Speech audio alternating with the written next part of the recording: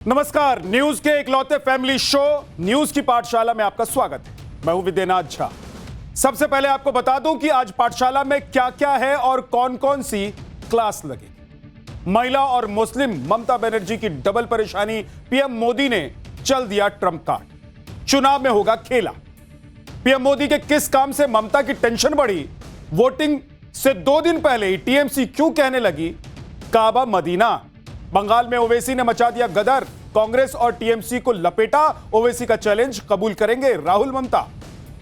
High court में वकील बने केजरीवाल की दलीलें पास या फेल, जस्टिस सवर्ण कांता ने क्या फैसला सुना दिया। नेता का बेटा नेता तो जज के बच्चे वकील क्यों नहीं। हाईकोर्ट में केजरीवाल को लगी फटकार का कंप्लीट चैप्टर आपको दिखाऊं। दूसरे दौर की बातचीत से पहले बड़ा कांड, ट्रंप ने ईरान को ऐसा उकसाया टूट जाएगा सीजफायर, फिर भड़केगा युद्ध। ट्रंप की हां लेकिन ईरान की ना, बीच में फंसा मुनीर।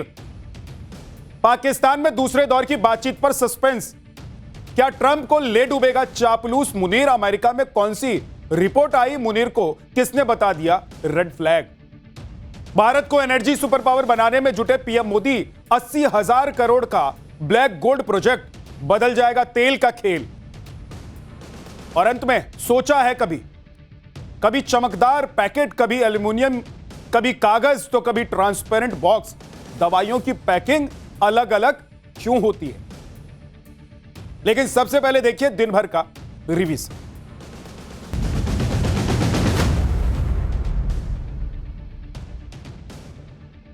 साउथ कोरिया के राष्ट्रपति भारत की 3 दिन की यात्रा पर हैं। पीएम मोदी ने उनके साथ बैठक की। भारत और साउथ कोरिया के बीच व्यापार को लेकर भी बड़ी डील हुई है। साउथ कोरिया के साथ भारत ने एआई, टेक और चिप समेत कई सेक्टर में व्यापार साझा करने की सहमति जताई। फ्रीबीज को लेकर सुप्रीम कोर्ट में एक और याचिका दाखिल हुई है। इसे लेकर सुप्रीम कोर्ट ने केंद्र सरकार, सीएजी और चुनाव आयोग को नोटिस जारी किया है। याचिका में चुनाव से पहले सरकारी फंड से मुफ्त सुविधाएं देने को भ्रष्ट आचरण मानने की मांग की गई है। साथ ही चुनावी वादों पर रोक लगाने और नियम तोड़ने वाली पार्टियों पर कार्रवाई की मांग भी की गई। पासपोर्ट विवाद में घिरे कांग्रेस नेता पवन खेड़ा गुवाहाटी हाईकोर्ट पहुंच गए। उन्होंने अग्रिम जमानत के लिए याचिका दायर की है। इससे पहले तेलंगाना हाईकोर्ट ने उन्हें 1 हफ्ते की ट्रांजिट अग्रिम जमानत दी थी, लेकिन असम पुलिस सुप्रीम कोर्ट पहुंच गई थी, जिसके बाद सुप्रीम कोर्ट ने 15 अप्रैल को तेलंगाना हाईकोर्ट के आदेश पर रोक लगा दी। बाबा बागेश्वर आज वाराणसी पहुंचे। इस दौरान बाबा बागेश्वर ने ज्ञानवापी पर कहा, काशी विश्वनाथ मंदिर के बगल में जो कलंक है वहां जल्द ही अभिषेक होगा और भगवा लहराएगा। बाबा बागेश्वर के बयान पर मौलाना शाहबुद्दीन रजवी ने पलटवार करते हुए कहा कि ज्ञानवापी पर समझौता नहीं हो सकता है और न ही उस पर भगवा झंडा फहरा सकता है। जम्मू कश्मीर के उधमपुर जिले में एक बस खाई में गिर गई। इस भीषण हादसे में 20 लोगों की मौत हो गई, जबकि 27 लोग घायल भी हो गए। यह घटना तब हुई जब बस रामनगर से उधमपुर आ रही थी। बताया जा रहा है कि ड्राइवर ने बस से कंट्रोल खो दिया, जिसके बाद बस खाई में गिर गई।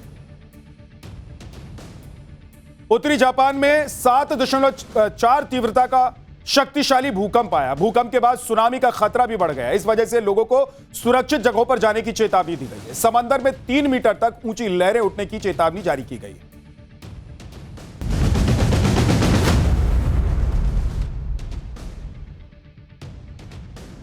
दिन भर के रिवीजन के बाद पाठशाला की पहली क्लास, जिसमें दिखाएंगे आपको महिला और मुस्लिम ममता बनर्जी की डबल परेशानी। पीएम मोदी ने चल दिया ट्रंप कार्ड, चुनाव में खेला होगा। पीएम मोदी के किस काम से ममता की टेंशन बढ़ी, वोटिंग से 2 दिन पहले ही टीएमसी क्यों कहने लगी काबा मदीना। बंगाल में ओवैसी ने मचा दिया गदर, कांग्रेस और टीएमसी को लपेटा, ओवैसी का चैलेंज कबूल करेंगे राहुल और ममता। बंगाल की लड़ाई भयंकर होती जा रही। सालों बाद ममता बनर्जी अपने गढ़ में घिरती हुई दिखाई दे रही। कहना गलत नहीं होगा कि ममता अपना सबसे मुश्किल चुनाव लड़ रही। एसआईआर से लेकर अधिकारियों का ट्रांसफर, सब पर ममता बनर्जी हंगामा कर रही।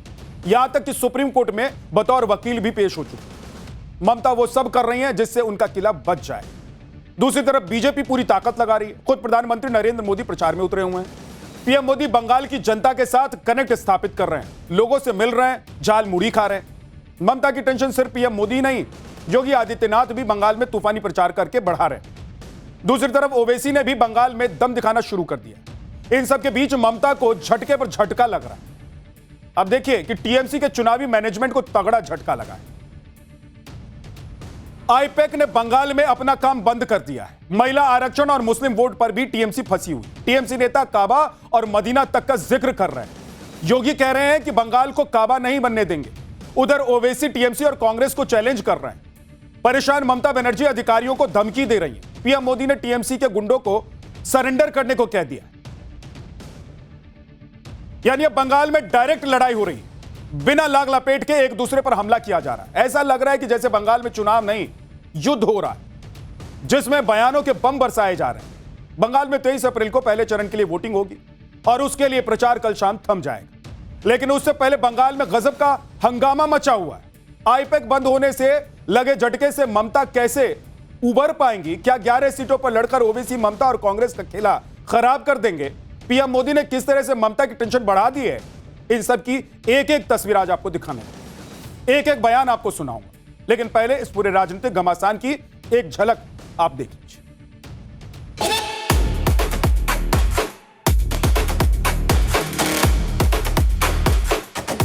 टीएमसी के सभी गुंडों, सभी सिंडिकेट, सभी भ्रष्टाचारियों को एक आखिरी मौका देता हूं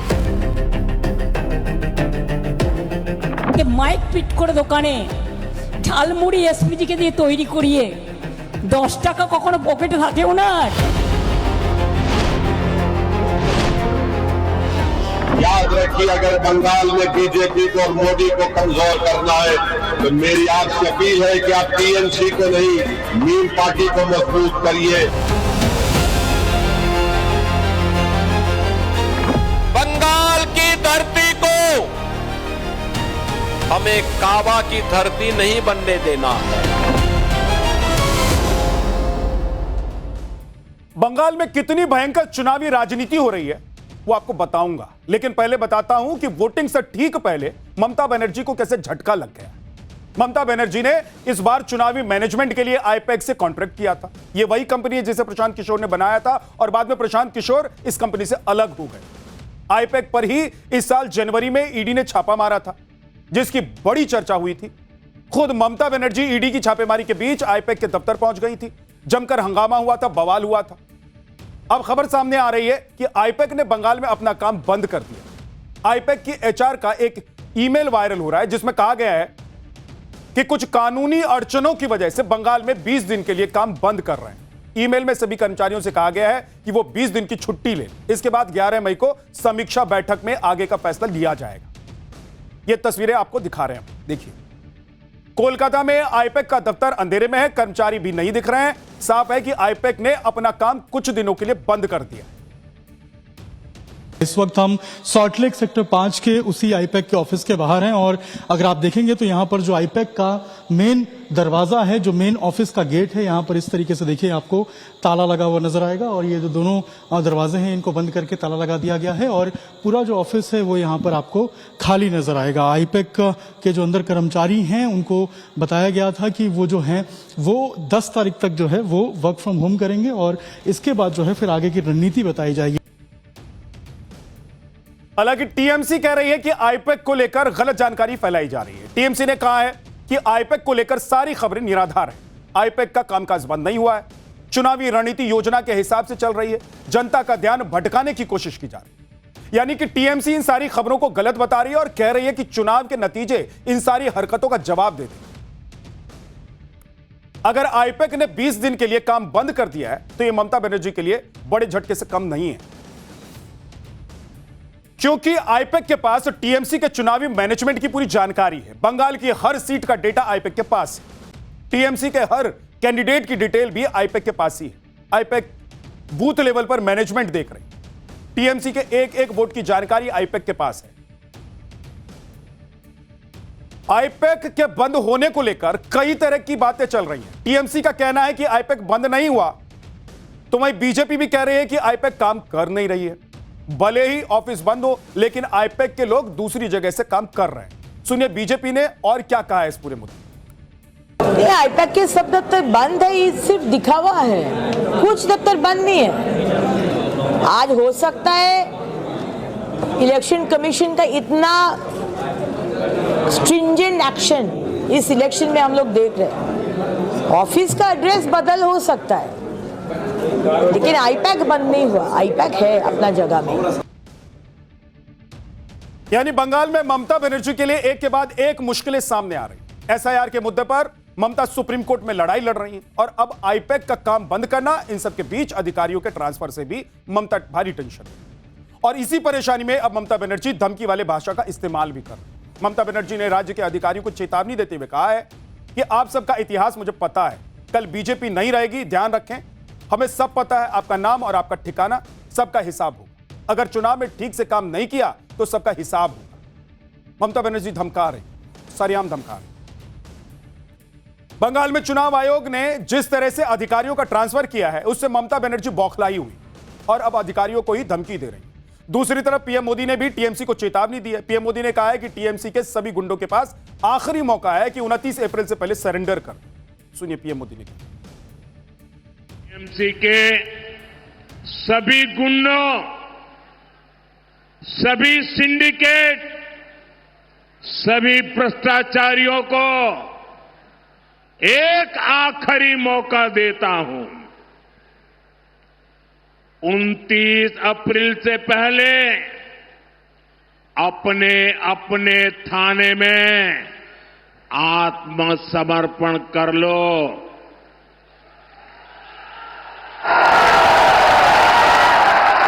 यहां पर 23 तारीख के पहले कर लो, क्योंकि 4 मई के बाद कोई भी बच नहीं पाएगा। मोदी ने संकल्प लिया है, यहां के कोयले के लूटने वालों को, आपको अंधेरे में रखने वालों को छोड़ा नहीं जाएगा। चुन चुन करके इन लुटेरों का हिसाब किया जाएगा।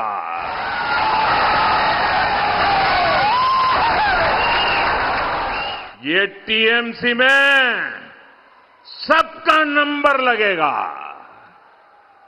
और ये मोदी की गारंटी है।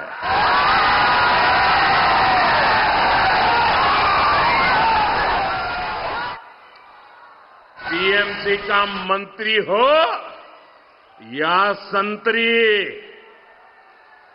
जो भी लूट में शामिल है, पूरा हिसाब होगा। मुख्यमंत्री ममता बनर्जी प्रधानमंत्री नरेंद्र मोदी पर इसलिए भी हमलावर हैं क्योंकि पीएम मोदी जब भी बंगाल आते हैं वो बीजेपी के लिए गजब चुनावी माहौल बना जाता है। इस बार भी पीएम मोदी ने अपने बंगाल दौरे में एक ही दिन में ताबड़तोड़ 4 रैलियां की और इसके जरिए उन्होंने बंगाल के पूरे जंगल महल इलाके को साध लिया। पीएम मोदी ने जंगल महल इलाके के बांकुड़ा, पुरुलिया, झारग्राम और पश्चिम मेदिनीपुर के 4 इलाकों में 4 विशाल जनसभाएं की।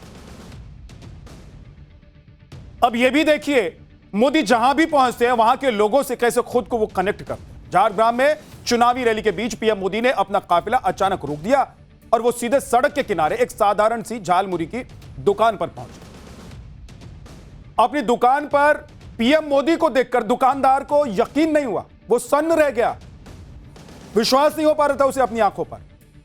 और इस बीच पीएम मोदी ने दुकानदार से स्पेशल झालमुड़ी बनाने को कह दिया। दुकानदार ने झालमुड़ी तैयार करते हुए पीएम से पूछा कि क्या वो प्याज खाते हैं। इस पर पीएम मोदी ने जवाब दिया, प्याज तो खाता हूं, किसी का दिमाग नहीं खाता हूं।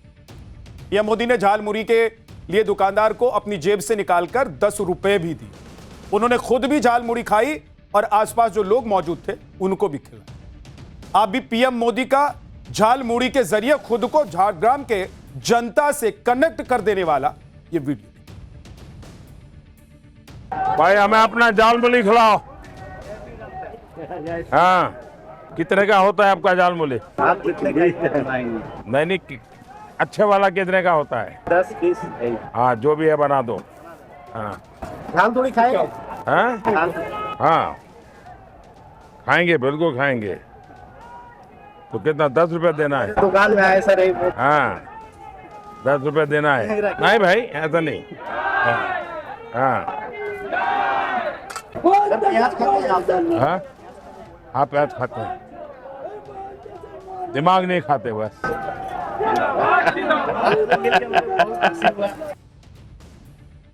प्रधानमंत्री नरेंद्र मोदी ने जिस तरह से झारग्राम में झालमुड़ी खाकर बंगाल चुनाव में पर्सनल कनेक्ट वाला मास्टर स्ट्रोक खेला, इससे टीएमसी के पीएम मोदी को बाहरी बताने वाले नैरेटिव की एक ही झटके में हवा निकल, क्योंकि झारग्राम में पीएम मोदी ने झालमुड़ी खाने वाले जिस वीडियो को शेयर किया वो जबरदस्त वायरल हो चुका है। इस वीडियो को पीएम मोदी के official Instagram account, Facebook account और ट्विटर पर शेयर किया। 24 घंटे के अंदर इंस्टाग्राम पर करीब 10 करोड़, फेसबुक पोस्ट में 9 करोड़ से ज्यादा और ट्विटर हैंडल पर करीब 73 लाख लोग इस वीडियो को देख चुके हैं। बंगाल की हर दुकान पर पीएम मोदी के इस वीडियो को देखा जा रहा है, चर्चा हो रही है कि पीएम मोदी यहां बंगाल में आकर झालमुड़ी खा रहे हैं। ऐसे में लगता है ममता बनर्जी पीएम मोदी की झालमुड़ी से उन्हें मिर्च लग गई। ममता बनर्जी इसे नाटक और चुनावी स्टंट बता रही। झालमुड़ी की दुकान पर पहले से कैमरा और माइक्रोफोन लगे होने पर सवाल भी उठा रही हैं। अभी ममता बनर्जी को एक बार सुन लीजिए। মাইক পিট করে দোকানে ঝালমুড়ি এসপিজিকে দিয়ে তৈরি করিয়ে 10 টাকা কখনো পকেটে থাকে ওনার? কত নাটক! নির্বাচনের সময় গুহাতে গিয়ে বসে থাকেন, কখনো নির্বাচনের সময় বলে আমি চায়ওয়ালা, 10 টাকা বের করে ঝালমুড়ি খাচ্ছে। বুঝুন, সেই ঝালমুড়িটাও নিজেদেরই তৈরি করা। আর যদি তৈরি করা না হবে তাহলে দোকানে ক্যামেরা ফিট আগের থেকে ছিল কি করে? জিজ্ঞাসা করুন। सब नाटक। अब यह भी देखिए कि पीएम मोदी ने एक ही दिन में कैसे पूरे जंगल महल इलाके को साध लिया। पीएम मोदी ने जंगल महल इलाके में 4 रैलियां करके वहां की 40 विधानसभा सीटों पर बीजेपी के लिए माहौल बना। दरअसल बीजेपी जंगल महल इलाके पर इसलिए फोकस कर रही है क्योंकि यहां पर टीएमसी को बीजेपी पर बढ़त हासिल है। पिछले चुनाव के नतीजे देखें तो जंगल महल की 40 विधानसभा सीटों में से 24 सीटें टीएमसी के पास हैं, जबकि बीजेपी के पास 16 सीटें हैं। और अपने बंगाल दौरे में पीएम मोदी का फोकस झारग्राम और पश्चिम मेदिनीपुर पर इसलिए भी ज्यादा रहा क्योंकि झारग्राम की सभी 4 विधानसभा सीटें टीएमसी के पास हैं, जबकि पश्चिम मेदिनीपुर की 15 में से 13 सीटें फिलहाल टीएमसी के पास हैं। झारग्राम में चुनावी रैली के साथ ही लोगों के बीच पहुंचकर पीएम ने झारग्राम में झालमुड़ी खाई, तो लोगों को टीएमसी की गुंडागर्दी से बचाने का भरोसा भी उन्होंने दिया। अभी पीएम मोदी को सुनिए।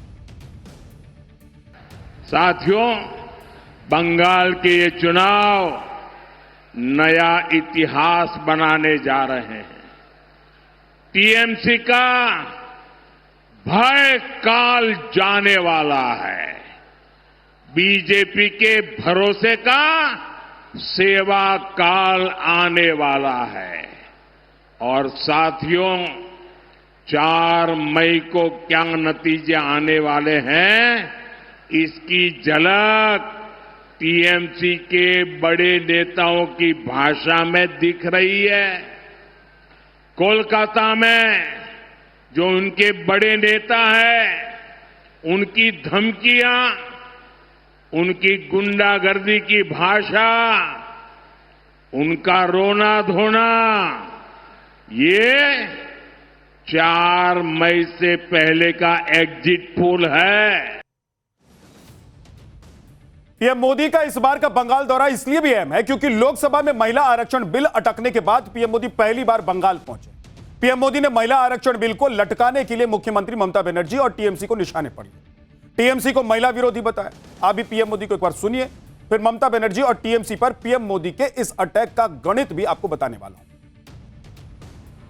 टीएमसी ने बंगाल की बहनों के साथ एक और धोखा दिया है।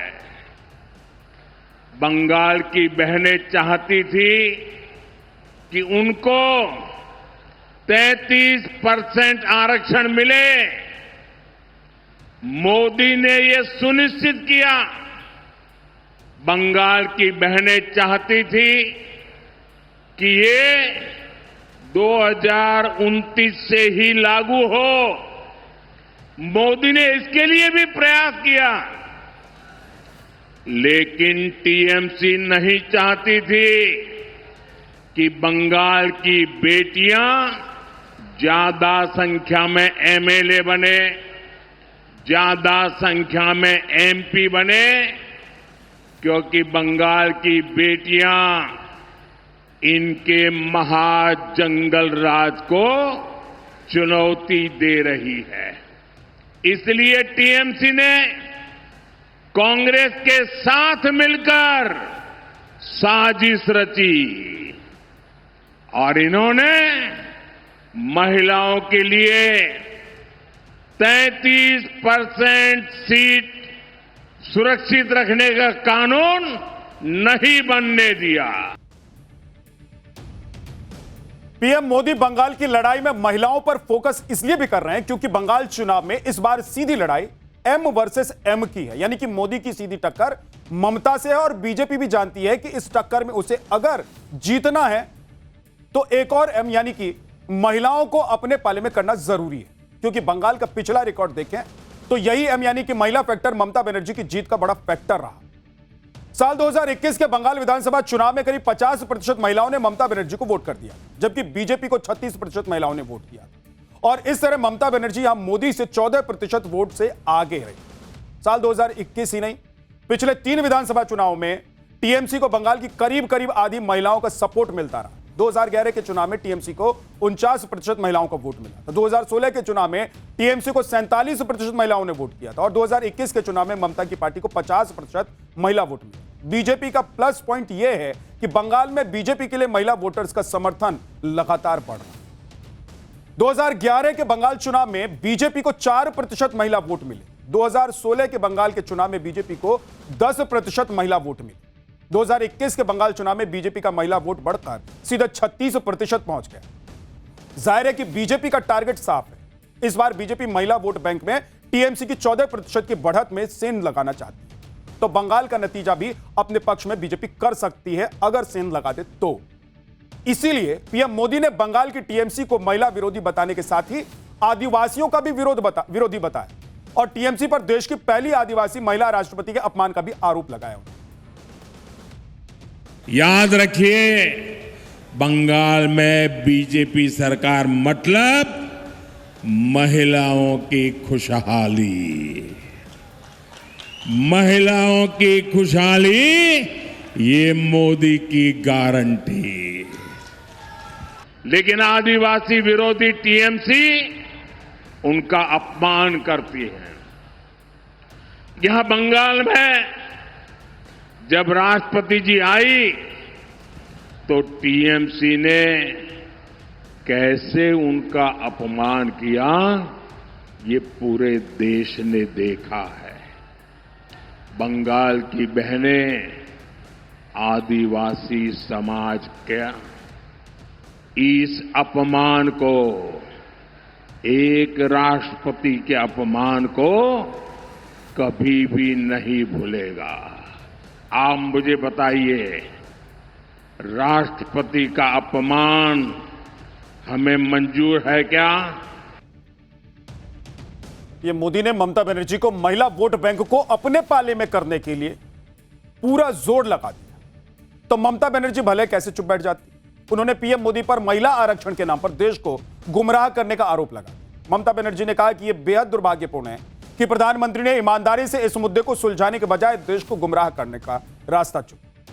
वो ये बात स्पष्ट करना चाहती हैं कि तृणमूल कांग्रेस हमेशा से महिलाओं के लिए उच्च राजनीतिक प्रतिनिधित्व का समर्थन करती रही। संसद और राज्य विधानसभाओं में दोनों सदनों में महिलाएं निर्वाचित प्रतिनिधियों का अनुपात उनके यहां सबसे ज्यादा है।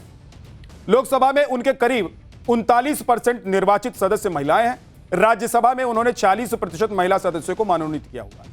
ऐसे में महिला आरक्षण का विरोध करने का सवाल ही नहीं उठता। आगे ममता बनर्जी ने महिला आरक्षण विधेयक को लेकर केंद्र सरकार की मंशा पर सवाल उठाया। ममता बनर्जी ने याद दिलाया कि विधेयक सितंबर 2023 में ही पारित हो चुका है। अगर नियत साफ थी तो केंद्र सरकार ने इसे अब तक जमीन पर उतारा क्यों नहीं है? एक ही विधेयक को कितनी बार पास कराएंगे? आखिर में ममता बनर्जी ने कहा कि बीजेपी ने केवल राजनीति करने के लिए इस कानून को जानबूझकर परिसीमन विधेयक से जोड़ दिया है। महिला आरक्षण के मुद्दे पर पीएम मोदी ने ममता बनर्जी को घेरने की भी कोशिश की। दूसरी तरफ मुस्लिम वोट बैंक के मुद्दे पर भी ममता की परेशानी बढ़ रही है। ममता बनर्जी अगर बंगाल में मजबूत है तो इसकी एक बड़ी वजह मुस्लिम वोट बैंक भी है, जो टीएमसी को एक मुश्त मिलता रहा है। लेकिन इस बार मुस्लिम वोट के लिए अलग अलग दावेदार आ गए। बंगाल में ओवैसी की एंट्री से ममता की परेशानी बढ़ सकती है।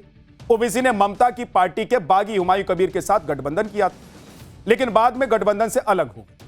अब ओवैसी अपने दम पर ममता को चैलेंज कर रहे हैं। ओवैसी ने तो खुलकर ममता बनर्जी और कांग्रेस को चुनौती दे दी है और ये लोग बीजेपी को नहीं हरा सकते, ये भी कह दिया। उन्होंने कहा कि बीजेपी को सिर्फ एआईएमआईएम ही टक्कर दे सकती। एक बार सुन लीजिए। 294 सीट पर कांग्रेस लड़ती है, लेफ्ट फ्रंट 250 सीट पर लड़ता है, टीएमसी 294 लड़ती है, बीजेपी भी 294 लड़ती है। और सबको दर्द क्या है कि ये आखिर कौन है जिसके सर पे टोपी है, चेहरे पे दाढ़ी है, जिसकी जबान तेज तलवार की तरह चलती है। ये 11 सीट पर लड़ता है तो इनको दर्द शुरू हो जाता है। इनको लगता है बीजेपी जीत जाती है। अरे 11 को छोड़ो, 270 पर तुम जीत जाओ और बीजेपी को हरा दो, तुम में दम है तो बताओ मुझे। ओवैसी ने कांग्रेस पर भी जमकर हमला किया। ओवैसी ने कहा कि देश का बंटवारा कराने का आरोप मुसलमानों पर लगाया जाता रहा, जबकि बंटवारा कराने के पीछे तो कांग्रेस ही थी। बार क्या बोलते हैं, अरे एक पार्टीशन हो गया। अरे तुम झूठ बोल रहे हो, पार्टीशन का जिम्मेदार मुसलमान नहीं था, क्योंकि 90% मुसलमान तो डाल ही नहीं सकते थे उस जमाने में जब वो जालिम जिना इस मुल्क के 2 टुकड़े किए। और 2 टुकड़े करने वालों में क्या कांग्रेस पार्टी शामिल नहीं है? बिल्कुल है। ये मैं नहीं कह रहा हूं, मौलाना अबुल कलाम आजाद अपनी किताब इंडिया विंस फ्रीडम में कह रहे कि मैं गांधी के पास गया, मैं नेहरू के पास गया कि भारत के टुकड़े मत होने दो। और मौलाना आजाद ने क्या लिखा वो आप उस किताब को उठा कर पढ़ लीजिए। ओवैसी जिस तरह से मुस्लिम वोट बैंक में सेंध लगा रहे हैं, उससे टीएमसी में बेचैनी दिखने भी लगी। आप देखिए कि बंगाल चुनाव में अब काबा और मदीना का जिक्र होने लगा है। टीएमसी नेता सायोनी घोष ने एक रैली में दिल में है काबा आंखों में मदीना गाना गा दिया, जिससे मुस्लिम वोट बैंक टीएमसी से छिटके नहीं। लेकिन टीएमसी के इस दांव पर यूपी के सीएम योगी आदित्यनाथ ने पलटवार की। सुनिए कैसे बंगाल में बार पलटवार का दौर चल रहा है। पाल तूल दे माझी हला कृष्णा, पाल तूल दे माझी हला कृष्णा, ছেড়ে দে নৌকায় আমি যাব মদিনা। बंगाल की धरती को हमें काबा की धरती नहीं बनने देना है। बंगाल की धरती तो काली की धरती रहेगी, मां काली की धरती, मां दुर्गा की धरती रहेगी, वंदे मातरम की धरती रहेगी और हर हर महादेव का गूंज इस धरा से लगातार चलना चाहिए। यूपी के मुख्यमंत्री योगी आदित्यनाथ ने जब से बंगाल चुनाव में एंट्री की है, तभी से उन्होंने अपने ताबड़तोड़ हमलों से ममता सरकार और टीएमसी को धुआं धुआं कर दिया। आज भी सीएम योगी ने ममता बनर्जी के 15 साल के शासन पर जबरदस्त अटैक किया और 2 टूक कह दिया कि इस बंगाल में खेला होबे नहीं चलेगा। सीएम योगी आदित्यनाथ ने बंगाल में गौमाता को कटने से बचाने के लिए हिंदुओं को नहीं बंटने की अपील भी की। अभी योगी आदित्यनाथ को सुनिए। पिछले 15 वर्षों में ममता दीदी के नेतृत्व में जिस प्रकार की अराजकता, गुंडागिर्दी, माफियागिरी आज बंगाल की धरती पर देखने को मिल रहा है। ममता दीदी कहती है कि अब खेला हो भी, और मैं तो उनसे कहना चाहता हूं 15 साल बहुत हुए, अब खेला बंद होगा और विकास शुरू होगा। ए बार खेला शेष, उन्नयन शुरू। ये बंगाल की धरती है, भारत की संस्कृति की, भारत की आध्यात्मिक परंपरा की धरा।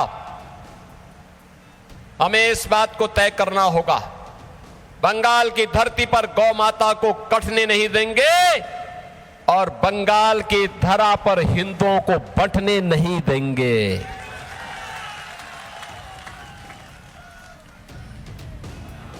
एक भारत श्रेष्ठ भारत का उदाहरण प्रस्तुत करेंगे।